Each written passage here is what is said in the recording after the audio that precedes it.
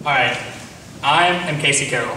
The title of my speech is Congratulations. And in a moment, I'll be addressing my class of 2014 as their valedictorian, but first, let me take a selfie.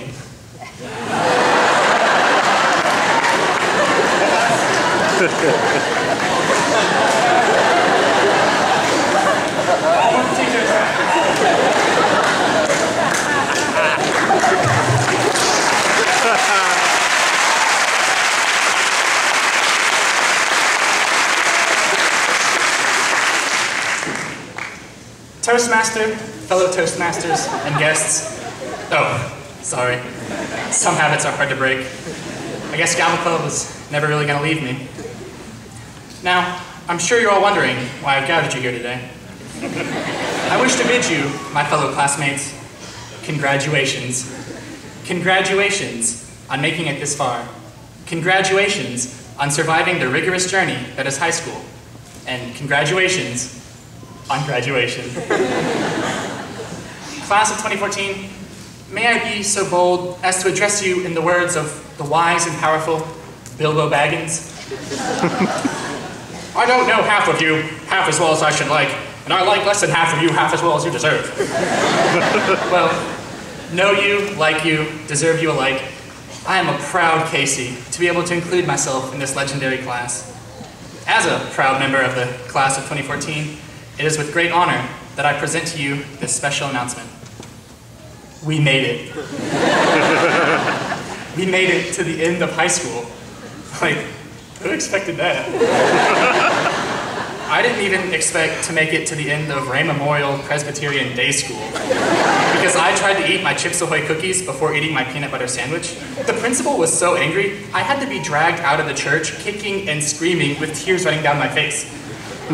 I didn't expect to make it to the end of the horror movie The Conjuring because I was scared to the point of girlish squeals. The other moviegoers were so perturbed that I had to be dragged out of the theater, kicking and screaming with tears running down my face.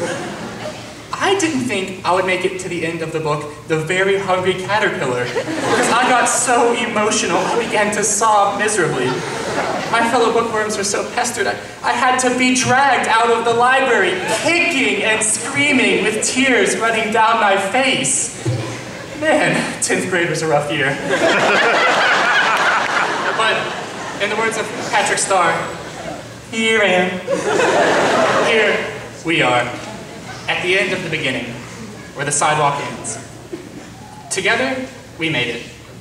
On each other's shoulders, we have reached the finish line. As one, we have met and overcome every challenge and obstacle in our path.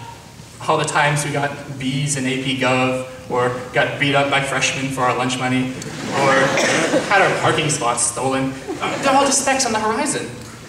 Most of us have gotten over our childish squabbles in order to celebrate our accomplishments. But these squabbles and obstacles of yesterday have not really hindered us. In actuality, the trials have only made us stronger. In the words of the wise and powerful Yeezus, screams from the haters got a nice ring to it. I guess every superhero need his own theme music. But we have more than just our haters to thank for our triumphs. For example, I have video games. Some say video games rot your brain, but I'm living proof of the contrary. Endless hours of video games have molded me into the man I am today. And I'd say I turned out pretty good. I'd also like to thank some of my other friends for helping me through these troubling times. For example, I'd like to thank one of my oldest buddies, Chick. Even though you pushed me off the seesaw in pre-K and dumped a whole carton of milk on my tray, soaking my cookies to oblivion, I've grown up, put your differences aside, and I've accepted your friendship. Thank you to Emily Blackwell for liking my Instagram picture on May 4th, 2014. That's what popularity feels like. Thank you, my dear sweet Reynolds, and all the preppy Rogerses, for teaching me how to dress myself and for helping me pick out of college. I'd like to thank Daniel Yates for writing my statistics book and enlightening me on such extinct beasts as the fierce Archaeopteryx of prehistoric times and the gentle manatees of the late 20th century. A big thank you goes to Mr. Jeff Lelayan, my statistics teacher, for letting me write this speech during your class when I was supposed to be studying AP Exam. I'd especially like to thank the Oak Hall Company for sending me these exquisite pajama robes. I've been sleeping like a baby bug in a snug rug ever since I've worn these puppies to sleep. But most of all, I would like to thank my school. Because I go to George Walton Academy, the gateway of opportunity. At George Walton, nearly anything is possible. If you want to go to 4 different proms and take a different junior each time, you're at George Walton Academy. You can do that. If you want to march through the halls and wage war against another AP class for absolutely no reason, you're at George Walton Academy. You can do that. If you want to become pen pals with a famous contemporary Czech British playwright, you're at George Walton Academy. You can do that. If you want to wear pink tie-dye t-shirts and nominate yourself the princess of a sports team, you're at George Walton Academy. You can do that.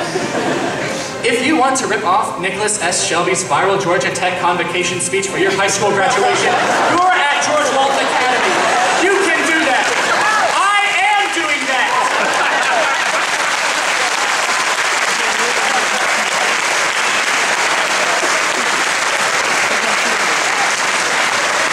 And so, class of 2014, I leave you with these words of encouragement from the wise and powerful sages Bilbo Baggins, Peter Pan, Dr. Seuss, Samwise Gamgee, Luna Lovegood, Jay-Z, Mr. Spock, Obi-Wan Kenobi, Hamlet, and Effie Trinket in that order.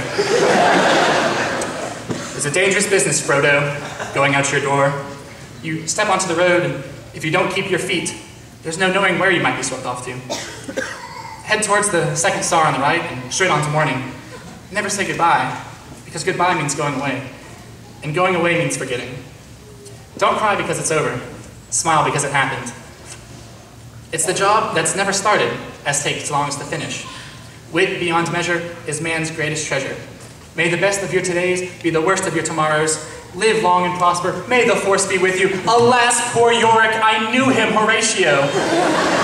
And finally, class of 2014, may the odds be ever in your favor.